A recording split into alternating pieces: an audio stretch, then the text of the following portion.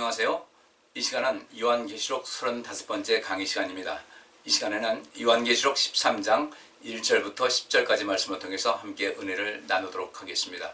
본문 말씀을 제가 봉독합니다.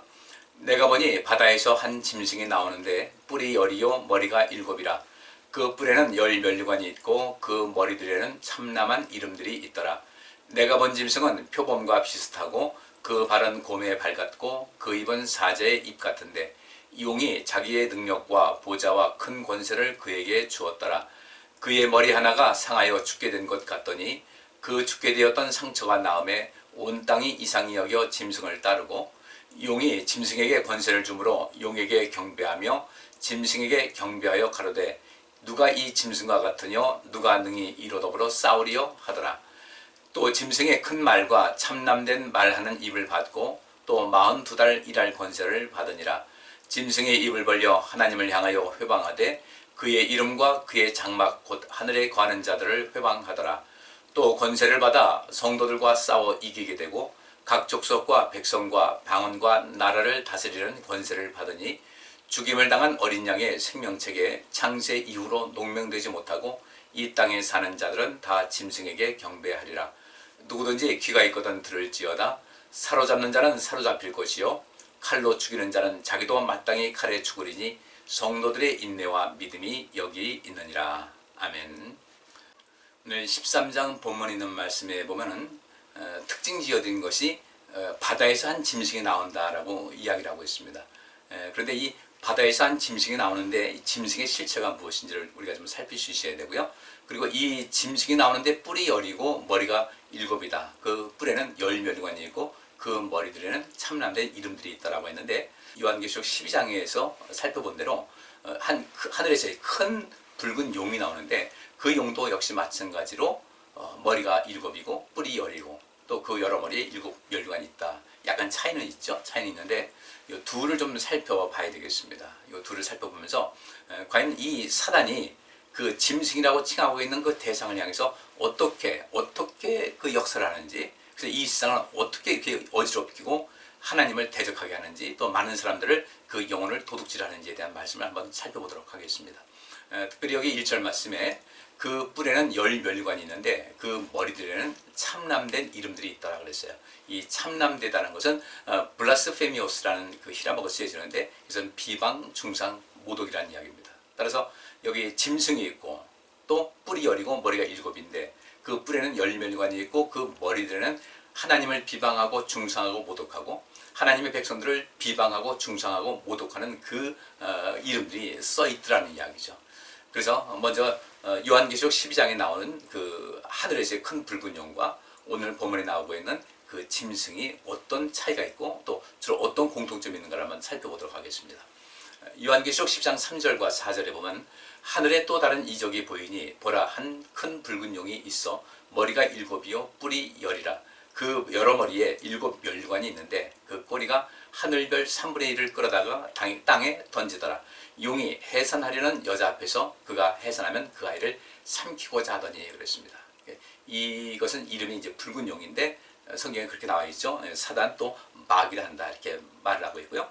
오늘 본문에 있는 말씀 보니까 내가 보니 바다에서 한 짐승이 나오는데 뿔이 10이요 머리가 7이라. 그 뿔에는 10면류관이 있고 그 머리들에는 참남한 이름들이 있다라고 했는데 여기서 바다에서 나온 한 짐승이라고 되어 있는데요. 우리 뒤에 있는 계속해서 말씀 보면 알겠지만 이 바다에서 나온 한 짐승은 이 땅에 그 악한 세력을 가지고 악한 권력을 가지고 악한 마음으로 오히려 하나님을 대적하고 모든 하나님의 백성들 또 많은 사람들을 몰락시키고 고통스럽게 하는 그런 존재를 이야기를 합니다.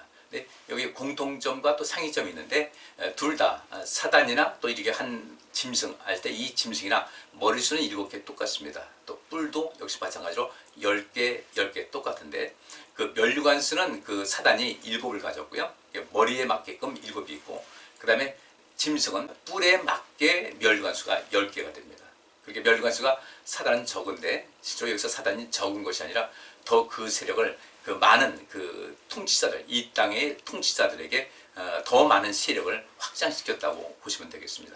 근데 여기서 그 면류관, 그 사단이 쓰고 있고 또 여기서 한 짐승이 쓰고 있는 이 면류관이라는 것은 디아데마라는 단어인데, 이 단어는 어떤 상급과는 상관이 없이 단순히 어떤 지위, 그 신분만을 나타내는 상징적인 그런 것입니다.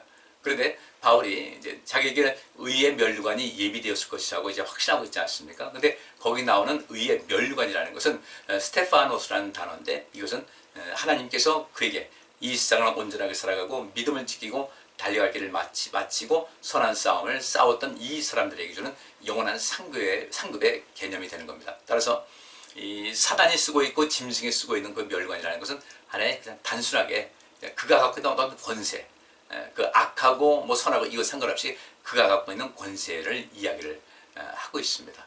계속해서 용이 어떤 개념인지 또 이 짐승이 어떤 개념인지를 한번 살펴보도록 하겠습니다. 붉은 용은 계시록 12장 9절에 큰 용이 내어 쫓기니 옛뱀 곧 마귀라고도 하고 사단이라고도 하는 온 천하를 꿰는 자라. 땅으로 내어 쫓기니 그의 사절도 저와 함께 내어 쫓기니라. 이 큰 용은 마귀라고도 해요. 또 옛뱀, 아담과 하와를 꾀했던, 그래서 그로 하여금 죽음에 빠지게 했던 그 옛뱀, 마귀, 사단, 이가 하는 일이 무엇이냐면 온 천하를 꾀는 자예요. 온 천하를 꾀해서 하나님을 멀리하게 되고 하나님 배반하게 되고 또 하나님을 섬기지 않게 되는 이런 악한 일을 하는 것이 붉은 용 사단이고요. 여기 오늘 본문에 나오는 짐승은 어떤 것인가? 이 짐승을 다른 데서 이 내용을 추출할 것이 없어요. 이 짐승이 무엇인지를 다른 것은 알 수가 없는데 유일하게 그 다니엘서에서 이 말씀이 나옵니다. 짐승에 대해서 나오는데, 따라서 이 다니엘서도 하나의 예언서의 개념이지 않습니까? 이제 이래서 여기서 말하고 있는 그 짐승의 개념을 보면서 요한계시록에 나오고 있는 그 짐승이 어떤 개념입니까? 다니엘서하고 요한계시록에서 나오는 이 짐승의 개념은 거의 유사합니다. 유사해서 이것을 보면 아마 앞으로 이 사단이 누구를 통해서 이 세상에 그 악한 세력을 더 확장할 것인가에 대한 개념이 나오게 될 거예요. 짐승을 보면 다니엘서 7장 2절부터 4절에 다니엘이 진술하여 가로되 내가 밤에 이상을 보았는데 하늘에 네 바람이 큰 바다로 몰려 불더니 큰 짐승 넷이 바다에서 나왔는데 그 모양이 각각 다르니 첫째는 사자와 같은데 독수리의 날개가 있더니 내가 불 사이에 그 날개가 뽑혔고 또 땅에서 들려서 사람처럼 두 발로 서게 함을 입었으며 또 사람의 마음을 받았다 그랬습니다. 여기서 다니엘이 말하고 있는 것은 하나님 뭔가를 봤어요. 하늘에 네 바람이 큰 바다로 몰려 불었다. 온 세상 사방에서 큰 네 개의 바람이 큰 바다로 몰려 나왔는데 그 가운데서 큰 짐승 넷이 바다에서 나왔다는 겁니다. 근데 그 모양이 각각 다르다. 이것은 우리가 지금 다니엘서를 공부하는 것이 아니니까요. 근데 4절 보니까 첫째는 사자와 같은데 독수리의 날개가 있다. 내가 그 보는 사이에 그 날개가 뽑혔다고 그랬어요. 첫째는 바벨론 제국을 이야기합니다. 또 둘째 짐승은 페르시아 제국을 말합니다. 메데 바사 왕국에서 시작해서 페르시아 제국을 말하고 있고, 그 다음에 세 번째가 헬라 제국, 또 네 번째가 로마 제국, 이것을 나오고 있습니다. 이 다니엘서에서는 그런 것을 이제 쭉 이야기를 해요. 그래서 그 다음에 둘째 짐승은 메데와 바사, 또 셋째 짐승은 헬라 문화를, 헬라 그 제국을 이야기한다고 이제 나오고 있는데, 여기서는 뭐 나중에 우리 다니엘서 공부할 때 이걸 보도록 하고요. 그리고 이 짐승이 의미하는 것을 더 보면요, 다니엘서 7장 17절부터 22절까지 보면 그 네 큰 짐승은 네 왕이라 세상에 일어날 것이로되 지극히 높으신 자의 성도들이 나라를 얻으리니 그 누림이 영원하고 영원하고 영원하리라. 이에 내가 넷째 짐승의 진상을 알고자 했으니 곧 그것은 모든 짐승과 달라서 심히 무섭고 그 이는 철이요 그 발톱은 노시며 먹고 부서뜨리고 나머지는 발로 밟았으며 또 그것의 머리는 10뿔이 있고 그 외에 또 다른 뿔이 나오매 3뿔이 그 앞에 빠졌으며 그 뿔에는 눈도 있고 큰 말하는 입도 있고 그 모양이 동류보다 강하여 보이는 것이라. 내가 본즉 이 뿔이 성도들로 더불어 싸워 이기었더니 옛적부터 항상 계신 자가 와서 지극히 높으신 자의 성도를 위하여 신원하셨고 때가 이르매 성도가 나라를 얻었더라 그랬습니다. 여기 있는 말씀에 넷째 짐승에 이제 다니엘이 주목하는 이유는 예수 그리스도께서 탄생하신 때가 바로 이 로마 제국 때 아니었습니까? 그래서 넷째에 관심을 두고 있는 거예요. 왜 그 당시에 바벨론 제국과 또 메데파사 그리고 페르시아 제국, 그다음에 헬라 제국, 그다음에 이 로마 제국을 이야기하고 있는가? 예수님께서 탄생하신 가운데 그런 모든 것은 맥락이 있습니다. 물론 이에 대해서는 성경은 자세하게 말하고 있지 않습니다. 그러나 일반 세계 역사를 통해 볼 때 어떤 일이 있었는가를 알 수가 있고, 다니엘 선지자가 주목해서 이 다니엘서가 기록된 것은 예수 그리스도 메시아의 탄생의 가장 핵심적인 주제였어요. 그런데 그렇게 예수님께서 탄생하신 것이 바벨론부터, 그러니까 바벨론 하면 이스라엘이 완전히 멸망한 때였죠. 그때부터 다시 이제 로마 제국까지 와서 이후에 로마 제국 때 결국은 이 기독교가 로마의 국교가 되었습니다. 이런 역사적인 그 배경이 굉장히 중요하기 때문에 하나님께서는 이 다니엘서를 통해서 이 말씀을 우리에게 주고 있는 것이거든요. 근데 네 큰 짐승, 그 네 큰 짐승은 네 왕이라고 그랬어요. 17절 말씀 보니까 사방에서 네 사방, 동서남북 사방에서 큰 바람이 불더니 또 그 속에서 큰 바다에서 네 짐승이 나왔다. 근데 이 네 큰 짐승은 네 왕이다 그랬는데요. 네 큰 짐승은 네 명의 왕이라고 그랬는데 실제로 이 네 왕보다는 이것은 네 개의 제국이라고 해석하는 것이 더 좋을 것 같고요. 그래서 현대어 성경에도 여기서 이 네 큰 짐승은 네 개의 제국이다 이렇게 이야기를 하고 있습니다. 이 네 왕이, 네 제국이 세상에 일어날 것이다. 그리고 지극히 높으신 자의 성도들이 나라를 얻을 것이다. 결국은 그들이 자기 인간적인 생각을 가지고 제국을 세웠지만 결국 이 세상을 창조하신 하나님의 뜻대로 그 모든 나라가 하나님의 백성들에게 주어질 것이라는 것을 이야기를 하고 있습니다. 또 20절 말씀하니까 또 그것의 머리에는 10뿔이 있다고 나오죠. 요한계시록에 나오는 10뿔. 그래서 이 10뿔이 뭐 여러 사람들이 또 해석하는 것에 보면 어느 나라를 이야기를 하고 왕을 이야기하는데 저는 그렇게 해석하지 않고요. 왜 그 10개의 그 뿔이 다니엘서에서 나오고 요한계시록에도 10개의 뿔이 나오냐. 그러면 이 머리는 똑같이 7이잖아요. 그러니까 뿔이 10개의 뿔이 나온다고 할 때 이것을 어떤 상징적인 것을 우리가 봐야 될 것 같습니다. 10이라는 것은 이제 어떤 좀 이렇게 채워지는 숫자 아니겠습니까? 9하고 10이라고 그 사이 10. 그래서 일십, 백천만 이렇게 하듯이 그 10이라는 것은 어떤 뭔가가 채워지는 그런 느낌이 들지 않습니까? 그런 게서 그렇게 해서 이야기를 하는 것인데 다니엘서에서도 10개 나라다. 또 또 요한계시록도 10개의 나라다. 이렇게 볼 필요는 없다는 거예요. 그래서 이 세상을 뭔가 하나님의 뜻에 반하여서 하나님을 대적하고 또 모든 사람들을 고통스럽게 하고 어떻게 하든지 믿음 있는 사람들에게 믿음을 빼앗고자 하는 그런 모든 것, 그들이 그렇게 쉽게 말하면 1위부터 10위까지 우리 세계에 보면 G2 국가 있죠. 미국과 중국, 또 G7이 있고 G12 이렇게 있는 G20가 있죠. 그러니까 이런 데서 우리가 볼 때 그 사단은 이 세상의 여러 왕들, 여러 권력자들을 통해서 역사를 하는데, 그럼 1에서 10까지는 어떻습니까? 굉장히 강하다는 얘기 아니겠어요? G7 하면 전 세계에서 어떤 경제력이라든지 영향력이 강한 그런 나라들을 이야기하고 있는데, 그와 마찬가지로 그 첫 번째부터 10번째까지 그 나라가 누군지를 몰라요. 근데 이 첫 번째부터 10번째까지의 그 나라들이 힘을 합하여 어떤 세상적인 권력에만 취해서 하나님을 믿는 백성들을 고통스럽게 한다. 이것을 사단이 조장한다는 거죠.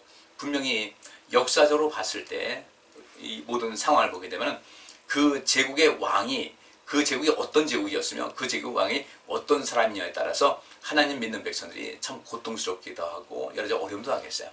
여러분들 독일이 제1차 세계대전 벌이고 또 제2차 세계대전도 벌였습니다. 엄청나게 많은 사람 죽였죠. 그리고 특별히 히틀러는 그런 기독교인이었지만 실상 그런 기독교인이라고 말할 수는 없는 거예요. 유대인들을 엄청나게 말살을 했죠.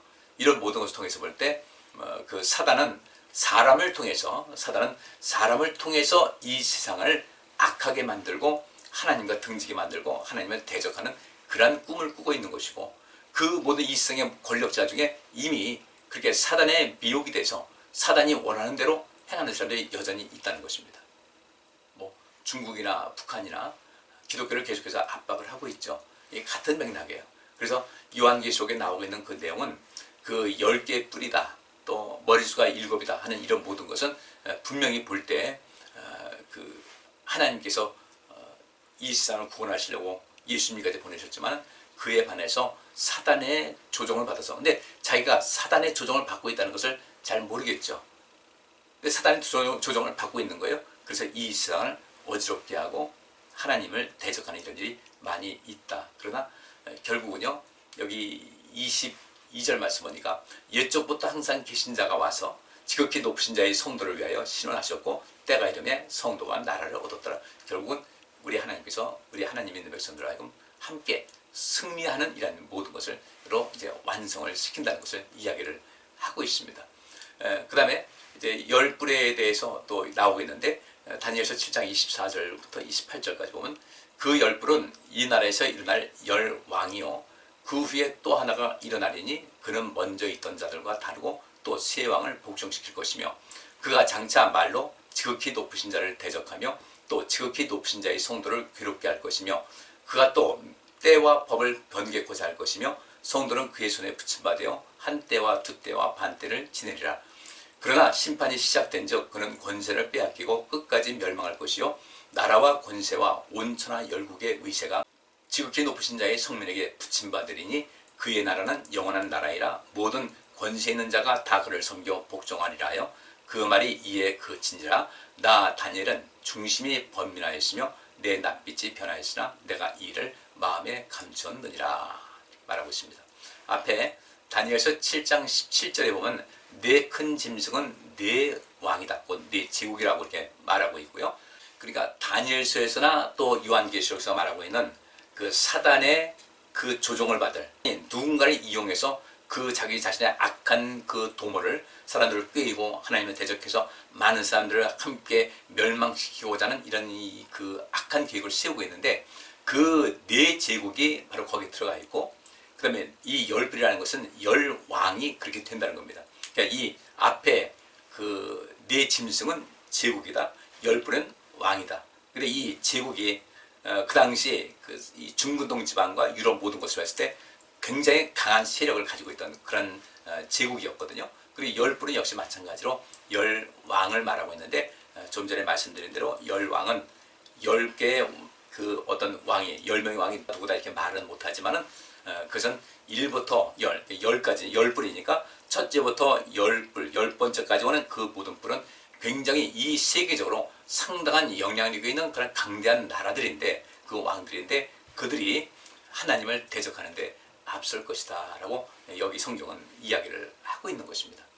분명히 정치인들은 오늘날 살펴보게 되면 정치인들은 기독교인에 대해서 썩 호의적이지는 않습니다. 자기 자신도 기독교인이라고 하면서 시작은 호의적인 것은 아니었어요. 히틀러가 그 기독교인이었습니다. 기독교인이었는데 그렇게 그 모든 바탕 그래서 그리스도를 믿는 그 기독교 국가였던 독일을 향해서 똑같이 외치고 있는데 이건 하나님의 뜻이다. 우리 이것을 해야 된다 했지만 사실은 그것이 아니었거든요. 독일은 이후에 자기들의 그 역사의 그 비참한 모습을 깨닫고 우리는 다시는 그렇게 하지 말아야 되겠다고 하지만 실상은 과연 그렇게 될 것인가 앞으로 더 두고 봐야 될 일인 겁니다. 네 짐승은 네 제국이다. 그 다음에 이 열불은 열왕이다. 그 열왕은 또 역시 마찬가지로 한 왕의 한 나라니까 그 속에서 모든 것이 이제 그 내용이 이제 펼쳐나갈 수가 있게 되는 것이죠. 그리고 그들이 어떤 일이 있는가? 그 25절 말씀 보니까 그가 장차 말로 지극히 높으신 자를 대적하며 또 지극히 높으신 자의 성도를 괴롭게 할 것이며 그가 또 때와 법을 변개코자 할 것이며 성도는 그의 손에 붙임받아 한 때와 두 때와 반 때를 지날 것이다. 3년 6개월 동안 엄청난 고난을 당할 것이라는 것을 이야기를 하고 있습니다. 그 3년 6개월이라는 것은 엘리야가 3년 6개월 동안 땅에 비 오지 않기를 이제 그 명하니까 땅에 비가 아니하고 3년 6개월 동안 비가 오지 않다가 나중에 다시 기도하니까 그 비가 내렸던 이 상황을 이야기하고 있습니다. 고통의 때죠. 그 고통의 때 그 모든 고통이 누구 때문에 왔습니까? 아합 왕 때문에 왔어요. 아합 왕이 악해서 그 모든 백성들, 이스라엘 백성들을 꾀인 겁니다. 그리고 바알을 하나님이라 하고 이런 식으로 해 나왔던 거예요. 그러면서 이제 그런 많은 고통을 하나님 믿는 백성들이 고통을 당하게 되는 것이죠. 근데 그렇게 한다고 해서 그들이 뭐 영원토록 세상을 지배할 것인가? 그렇지 않다는 거예요. 26절 말씀에 그러나 심판이 시작된 즉 그는 권세를 빼앗기고 끝까지 멸망할 것이다 라고 말씀하고 있습니다. 우리는 주 안에서 항상 승리할 것을 꼭 믿으셔야 돼요.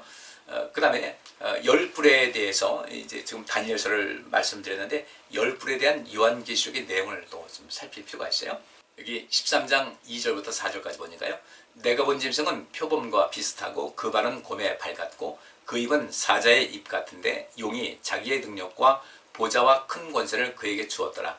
그의 머리 하나가 상하여 죽게 된 것 같더니 그 죽게 되었던 상처가 나음에 온 땅이 이상히 여겨 짐승을 따르고 용이 짐승에게 권세를 주므로 용에게 경배하며 짐승에게 경배하여 가로되 누가 이 짐승과 같으뇨 누가 능히 이로더불어 싸우리요 하더라 그랬어요. 여기도 마찬가지로 다니엘서에도 이 말씀이 좀 나오고 있거든요. 7장 6절부터 8절까지 보니까 그 후에 내가 또 본즉 다른 짐승 곧 표범과 같은 것이 있는데 그 등에는 새 날개 넷이 있고 그 짐승에게 또 머리 넷이 있으며 또 권세를 받았으며 내가 밤 이상 가운데 그 다음에 본 넷째 짐승은 무섭고 놀라우며 또 극히 강하며 또 큰 천리가 있어서 먹고 부서뜨리고 그 나머지를 발로 밟았으며 이 짐승은 전의 모든 짐승과 다르고 또 10뿔이 있으므로 내가 그 뿔을 유심히 보는 중 다른 작은 뿔이 그 사이에서 나더니 먼저 뿔 중에 셋이 그 앞에 뿌리까지 뽑혔으며 이 작은 뿌리는 사람의 눈 같은 눈이 있고 또 입이 있어 큰 말을 하였느니라 그랬어요. 다른 짐승이 봤는데 그 표범 같은 것이 있어요. 표범. 근데 이 표범이라는 것은 여기서 볼 때는 이제 우리가 헬라 제국을 두고 이야기한다고 말을 하고 있습니다. 근데 그 속에서 7절 보니까 내가 밤 이상 가운데 그 다음에 본 넷째 짐승은 무섭고 놀랍다. 훨씬 더 강한 제국이 온 것이죠. 이 로마 제국이에요. 그리고 이제 8절 보니까 내가 그 뿔을 유심히 보는 중 다른 작은 뿔이 그 사이에서 나더니 먼저 뿔 중에 셋이 그 앞에 뿌리까지 뽑혔으며 이 작은 뿌리는 사람의 눈 같은 눈이 있고 또 입이 있어 큰 말을 하였느니라. 8절에 그 뿔을 유심히 보는 중에 다른 작은 뿔이 그 사이에서 나더니 먼저 뿔 중에 셋이 그 앞에 뿌리까지 뽑혔다. 헬라 제국에서 알렉산더 대왕이 이제 젊은 나이에 요절을 했습니다. 정복하는 과정 속에서 그 병을 얻어가지고 죽게 됐는데 그 부하가 넷이 있었거든요. 그 부하가 넷이 있었는데 결국 다 무너지게 되고 그 다음에 이제 로마 제국이 이제 등극을 하게 됩니다. 이 이야기를 여기서 하고 있는 거예요. 그러면 요한계시록에 있는 그 10뿔에 대한 내용도 역시 마찬가지로 이와 같은 개념에서 살필 수가 있어야 되거든요. 이 짐승은 전에 모든 짐승과 다르고 또 10뿔이 있었다고 7절 후반부에 그 말씀이 있는데 요한계시록에 나오고 있는 이 10뿔에 대해서도 바로 이와 같은 것이에요. 점점 세력을 강하게 좀 집중시키면서 또 커가면서 마지막에는 그 모든 것을 그 멸류관의 그 머리마죠. 머리 있는 멸류관에 하나님을 모독하는 말이 있듯이 계속해서 하나님을 모독하는 이런 행위를 하게 될 것이라는 것을 이야기를 하고 있거든요. 그리고 또 다니엘서 9장 12절 보면요.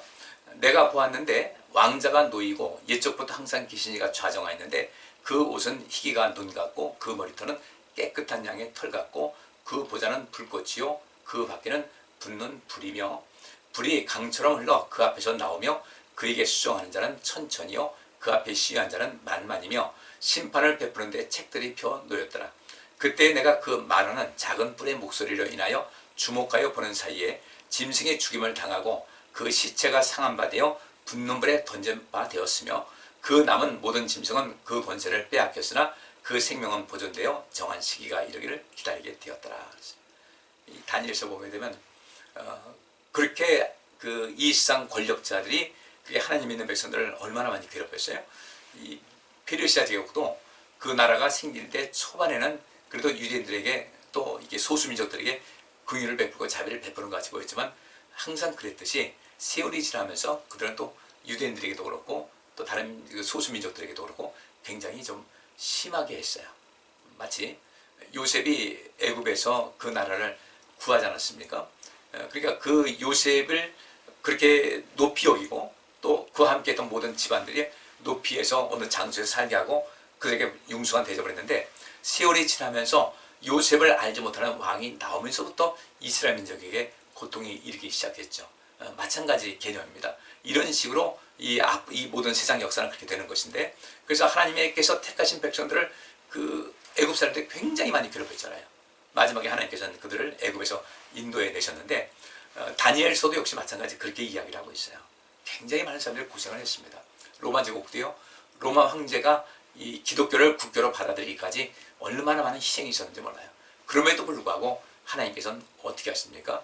여기 오늘 본문에 있는 말씀대로 하나님께서는 반드시 그 세상을 온전케 하시고 하나님께서는 그 백성들을 지켜 보호하신다는 것을 말씀을 하고 있어요. 반면 하나님의 뜻에 반한 악한 세력들의 종말은 어떤 것인가? 12절 보니까 그 남은 모든 짐승은 그 권세를 빼앗겼으나 그 생명은 보존되어 정한 시기가 이르기를 기다리게 되었더라. 마지막 심판에 완전히 멸망하게 되는 것을 이야기를 하고 있습니다. 그리고 사단으로부터 권세를 받은 짐승들의 그 회방 이야기가 나오는데 오늘 본문 말씀 5절부터 6절까지 보면요. 또 짐승이 큰 말과 참남된 말 하는 입을 받고 또 42달 일할 권세를 받으니라. 짐승이 입을 벌려 하나님을 향하여 회방하되 그의 이름과 그의 장막 곧 하늘에 거하는 자들을 회방하더라 그랬어요. 여기 있는 말씀대로 또 짐승이, 그러니까 여기 13장 1절에 나온 대로 바다에서 나온 한 짐승입니다. 이 짐승은 누구라고 그랬어요? 다니엘서를 볼 때 한 제국을 말하고 또 열불은 어떤 것이에요? 그 속에서 있는 그런 모든 왕들, 권세를 잡은 그런 사람들을 이야기를 하고 있습니다. 근데 이 짐승이 어떤 제국, 그 나라, 또 이 짐승과 더불어 열불이라는 것은 10명의 어떤 통치자, 왕을 말하고 있는 것인데 이 짐승이 거기가 그 짐승에 뿔이 있고 또 멸관이 있고 뭐 머리가 있고 하듯이 똑같은 거예요. 이 짐승이 큰 말과 참남된 말 하는 입을 받다가 이게 사단을 통해서 큰 말과 크게 말할 수 있는 것과 참남된 말을 하는 입을 받았어요. 누구로부터? 사단으로부터 받았죠. 또 42달 일할 권세를 받았다. 42달이라는 것은 3년 6개월입니다. 3년 6개월 동안 큰 소리로 하나님을 모독하고 하나님 믿는 백성들을 모독해서 하나님 믿는 백성들을 죽음에 이르게 하고 고통스럽게 하는 그런 모든 힘을 가지고 있었다는 거예요. 또 6절 말씀 보니까 짐승이 입을 벌려 하나님을 향하여 회방하되 그의 이름과 그의 장막 곧 하늘에 거하는 자들을 회방하더라 그랬습니다. 근데 여기서 회방이라는 그 말이 자주 나오는데 하나님을 향하여 회방했고 또 하늘에 거하는 자들을 회방했다. 이 회방이라는 것은 맨 밑에 줄 보니까 그게 되죠. 회방한다. 블라스페메오라는 이 단어가 중상하고 비방하고 모독하는 겁니다. 그러니까 여기서 하나님을 회방했다는 것은 하나님을 중상하고 하나님 비방하고 하나님 모독하게 하고 마찬가지로 이 악한 자들이 많은 사람들의 그 믿음을 빼앗고자 그 입으로 하나님을 중상하고 비방하고 모독하게끔 한다는 겁니다. 역사적으로 그런 일이 많이 있었잖아요. 그렇죠? 하나님 비방하게 하고 모독하게 하고 이런 역사 속에서 굉장히 많은 것이 있었음을 우리가 알 수가 있습니다. 그런데 여기서 그 짐승이 큰 말과 참남된 말을 하는 그 입을 받았다. 사단을 통해서 받았는데 이 큰 말이라는 것은 여기 원어 그대로 보면요. 랄론 메갈라카이 블레스페미아스라는 그 문장인데 이것은 과장된 말과 참남된 말을 할 수 있는 그런 입을 받았다는 거예요. 끊임없이 그 이로써 그 과장된, 포장되고 뭐 이 사단은 미혹하는 그것이 중요한 그 자기들의 사명이라고 생각하고 있으니까 과장되고 미혹하고 또 이렇게 선동하는 그런 말과 또 참남된 말, 중상모략하고 신성을 모독하는 그 말을 할 수 있는 그런 권세를 받고 또 사람들에게 그것을 강요할 수 있는 그런 권세를 받았다는 겁니다. 여기서 권세를 받았다는 것, 이 권세라는 것은 엑소시아라는 단어인데 선택의 자유, 권리, 통치적 권력자라는 뜻입니다. 여기서 그런 권리를 받았다는 거예요. 그런 통치력을 받았다, 권력자다. 따라서 네 짐승은 그렇게 이 세상에 있는 이 제국을 말하고 있습니다. 하나님 큰 나라를 말하고 있고요. 그다음에 이 열뿔이 있었다. 사단의 머리가 있었고 그 열뿔이 있었다는 것은 열뿔은 사단에게 소속된 그 나라 또 열왕을 이야기를 하고 있는데 이 세상에서 그러면 작은 나라가 무슨 영향력이 있겠어요? 큰 나라니까 크고 뭐 경제력도 그렇고 또 모든 자원도 그렇고 매사에 굉장히 다른 나라보다 훨씬 더 많은 영향력을 행사할 수 있는 그런 힘을 가진 나라들이 이후에 그 하나님을 모독하고 하나님을 중상하고 신성을 모독하고 또 하나님을 섬기는 자들로 하여금 믿음을 떠나게 해서 하나님 그들의 입을 통해서 하나님을 중상하고 비방하고 모독하게끔 하는 이런 일이 벌어질 것이라는 것을 이야기를 하고 있습니다. 물론 하나님을 향한 믿음을 가진 사람들은 거기에 빠지지 않겠죠. 그런데 우리도 항상 이 모든 것을 준비해서 혹시라도 내 삶을 통해서 뭔가 잘못돼서 하나님의 영광을 가리는 일이 없는가. 사단은 아주 교묘하거든요. 우주가면 첫사람인 아담과 하와를 꿰어서 그들과 범죄케 하겠습니까? 그러니까 여기서 중상모략하고 신성을 모독한다. 때때로 우리 사람들이 어려움을 당할 때가 있지 않습니까? 그럴 때일지라도 우리는 하나님께 감사하고 기도하고 찬양하는 삶을 살아가야 되는데 우리가 어떤 어려움이 있을 때 그 어려움 때문에 신앙을 버리는 일도 때때로 있다는 것입니다. 항상 사단의 그런 모든 악한 세력을 향해서 우리 자신을 잘 준비하는 삶을 살아가야 되겠다는 것을 인식을 하셔야 될 것 같습니다. 그래서 이제 끝에 보면은 성도들의 인내와 믿음이 필요한 이유를 여기서 말을 하고 있어요. 9절과 10절 말씀 보니까 누구든지 귀가 있거든 들을지어다. 사로잡는 자는 사로잡힐 것이요 칼에 죽이는 자는 자기도 마땅히 칼에 죽으리니 성도들의 인내와 믿음이 여기 있느니라 그랬어요. 그런데 이 말씀을 여기 특별히 10절 말씀은 좀 해석이 좀 난해하기도 합니다. 여기 보니까 사로잡는 자는 사로잡힐 것이요 칼에 죽이는 자는 자기도 마땅히 칼에 죽으리니 이렇게 말하고 있어요. 사로잡는 자는 사로잡힐 것이요. 여기서 사단이 많은 사람들을 사로잡지 않습니까? 사로잡아서 그들로 하여금 하나님을 부인하게 하고 또 하나님을 비방하게 하고 또 하나님을 모독하게 하는 이런 일이 있다는 것이죠. 근데 그렇게 하는 자, 그렇게 누군가를 사로잡아서 하나님과 등지게 하고 믿음을 떠나게 하는 그런 자들은 반드시 그들도 사로잡힐 것이다. 또 칼에 죽이는 자는 자기도 마땅히 칼에 죽을 것이다. 칼로 누군가를 죽이는 자는 자기도 마땅히 칼에 죽을 것이다. 이렇게 해석도 할 수 있고요. 그런데 또 이 내용을 여러 성경을 보게 되면 이제 또 달리 해석을 해요. 특별히 현대 성경을 보게 되면요. 10절에 투옥을 당할 운명에 있는 성도는 잡혀 끌려갈 것이며 사형에 처해질 운명을 타고난 성도는 사형 집행을 피할 수 없습니다. 그러나 어떤 일이 있더라도 당황하지 마십시오. 그것은 여러분의 인내와 믿음을 시험하는 기회가 될 것입니다. 이렇게 말씀하고 있습니다. 그런데 저는 이 두 가지를 다 저는 수용하려고 해요. 왜냐하면 이 사단, 그 다음에 사단을 추종하면서 함께 악한 일에 앞장서서 하나님을 모독하고 하나님을 대적하는 이 악한 자들은 결국 어떻게 됐는가? 그들이 많은 사람들을 사로잡아서 믿음에서 떠나게 했단 말이죠. 근데 그들은 여기 우리 본문 말씀 보면 사로잡는 자는 사로잡힐 것이요. 결국 그렇게 했으니까 사로잡히면 되는 거죠. 누구에 의해서? 하나님께 사로잡힘 당해서 또 그들은 사로잡아서 어떻게 했습니까? 칼에 죽이는 자는, 칼로 죽이는 자는 자기도 마땅히 칼에 죽을 것이다. 결국은 죽을 수밖에 없다는 것을 이야기하고 있어요. 이 사단이 여기서 주어로 된다면 사단은 또는 이 열불, 그 열왕은 그들이 많은 사람을 사로잡았기 때문에 그들도 역시 사로잡힐 것이고 그들이 칼로 많은 사람을 죽였기 때문에 자기도 마땅히 칼에 죽을 것이다. 이렇게 또 번역하는 것도 가능하고요. 반대로 이런 그 어려운 상황 속에서 많은 사람들을 하나님과 등지게 하고 또 하나님을 모독하게 하고 하나님을 또 이렇게 그 부정하게 하는, 부인하게 하는 이런 모든 악한 시도가 있는 속에서 또 그렇게 살아가는 사람도 있었어요. 자기 생명을 지키기 위해서. 그런데 그럼에도 불구하고 또 믿음을 지키기 위해서 자기 목숨을 기꺼이 내놓은 사람들도 있었습니다. 우리는 뭐 여러 사람들 우리가 예를 들 수가 있단 말이죠. 그래서 이걸 여기 현대 성경에 말한 대로 투옥을 당할 운명에 있는 성도는 잡혀 끌려갈 것이며 사형에 처해질 운명을 타고난 성도는 사형 집행을 피할 수 없습니다. 이 말도 맞는 거예요. 또 역사적으로 그렇게 자기 목숨을 자기 믿음과 바꾸지 않았어요. 내가 믿음을 지키기 위해서 자기 목숨도 버린 사람들이 있더라는 것이죠. 그러니까 이런 상황이 있다 할 때 어떤 일이 있더라도 당황하지 마십시오. 그것은 여러분의 인내와 믿음을 시험하는 기회가 될 것입니다. 우리의 믿음을 떨어뜨리게 하고자 사단은 온갖 수단과 방법을 가리지 않습니다.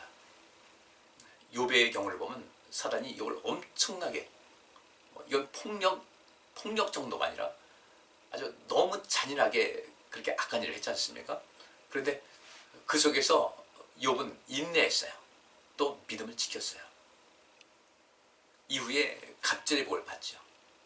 우리도 신앙생활하면서 조금 어려움이 있다. 굴하지 마시고요. 시험될 일이 있다. 시험을 이기셔야 돼요. 지금 우리가 살고 있는 이 시대는 내가 믿음을 지키기 위해서 내가 목숨을 내놓을 그런 상황도 아닙니다. 단지 문제는, 지금 이 시대 문제는 이 세상에 여러 가지 하도 좋은 것이 많다 보니까 세상에 또 이 돈의 위력이 얼마나 강합니까? 그것에 취해가지고 나도 모르는 사이에 돈과 내 믿음을 바꾸질 않았는가. 죽임을 당하면서도 믿음을 지킨 사람이 있는가 하면 크게 핍박이 없는 이런 상황 속에서 세상의 즐거움에 빠져서 육신의 정욕과 안목의 정욕과 이생의 자랑에 빠져서 사단이 손을 대지 않아도 스스로 하나님과 등지고 하나님을 모독하는 행위는 하고 있지 않은가. 겉으로는 하나님을 섬기려면서도 실제로는 하나님과 관계없는 삶을 살아간 것은 아닌가. 오늘 여기 본문 말씀대로 성도들의 인내와 믿음이 여기 있다 그랬는데 우리 주님께서 우리 모두를 향해서 말씀하시기를 나는 너희의 인내를 칭찬한다. 너는 끝까지 믿음을 지킨 것에 대해서 내가 큰 박수를 보낸다. 너를 칭찬한다. 너는 귀한 존재다. 이런 말씀을 들을 수 있는 삶을 살아갈 수 있기를 바랍니다. 자, 오늘 본문 말씀을 살피면서요. 그 결론적인 겁니다. 그 다니엘서에 나오고 있는 그 네 짐승은 네 개의 제국이라고 말씀드렸어요. 바벨론 제국, 그다음에 메데파사, 곧 페르시아 제국, 세 번째가 헬라 제국, 또 로마 제국입니다. 이것은 다니엘이 처음에 느부갓네살 왕이 있을 때 꿈을 꾼 것을, 그 왕이 꿈꾼 것을 이야기해주고 해석한 것과 동일한 내용이 나옵니다. 따라서 오늘 그 네 짐승의 네 제국이라고 이제 다니엘서에 있듯이 여기 요한계시록에 나오고 있는 바다에서 나온 한 짐승이 있다. 이 짐승은 하나의 제국이라고 보시면 됩니다. 제국이다. 그 다음에 10뿔이 있다. 그 뿔은 왕이라고 다니엘서에 분명히 우리가 살폈어요. 따라서 이 땅에서 하나님을 모독하고 하나님을 대적하기 위해서 사단과 손잡은 이런 그 이 땅에 영향력 있는 그 나라, 영향력 있는 그런 왕들이 있는데 그것을 열왕이라고 그랬어요. 넘버 1, 2, 3, 4 이렇게 해서 1위, 2위, 3위 해가지고 10위 정도면 남아. 그렇죠. 지금도 이 우리 전 세계를 통해서 볼 때 첫째부터 10번째까지 하게 되면 분명히 굉장한 영향력이 있는 나라들이에요. 하나님을 대적하고 모독하고자 하는데 앞장선 그런 나라들이, 영향력 있는 나라들이 있을 것이라는 것을 말하고 있어요. 앞으로 분명히 사단은 이 땅에 권력을 가진 자, 권세자들을 통해서 분명히 이 세상에 굉장히 큰 압박을 하나님 믿는 백성들에게 가하게 될 것입니다. 저는 여기서 정치적인 이야기는 하고 싶지 않아요. 그런데 어느 정권이고 하나님을 대적하고 교회를 말살하고자 하는 그런 모든 것은 사단의 조종을 받고 있는 그런 사람이고 그러한 권세자다라는 것을 아시고 철저하게 경계를 하셔야 된다는 것을 인식하셔야 됩니다. 그래야 우리 믿음을 온전하게 지킬 수가 있고, 그렇죠. 우리 믿음은 쉽게 흔들릴 수 있는 그런 가능성이 얼마든지 있지 않습니까? 우리 인내도 한계가 있지 않겠습니까? 어쨌든 어떤 상황에도 그 믿음을 잃지 않는 그런 삶을 살아가시고, 분명히 요한계시록에 나오고 있는 것은 이 세상의 권세자들, 권력을 잡은 사람들에 의해서 교회를 흔들고 하나님 믿는 백성들을 그 믿음을 빼앗고자 하는 그런 시도가 반드시 나타난다는 것을 요한계시록에 말씀하고 있으니까 우리가 우리나라도 온전케 하고 온 세상에 온전케 하기 위해서 우리는 이런 것을 굉장히 경계하고 살펴야 될 것 같습니다. 기도하겠습니다. 하나님, 오늘도 귀한 말씀 살폈습니다. 이제 말씀을 살피다 보니 이 요한계시록에 있는 그런 내용이 그저 막연하게 먼 훗날 이런 일이 생길 것이라는 것이 아니라 얼마든지 지금 이 시대에도 또 과거에도 이런 일이 있었습니다.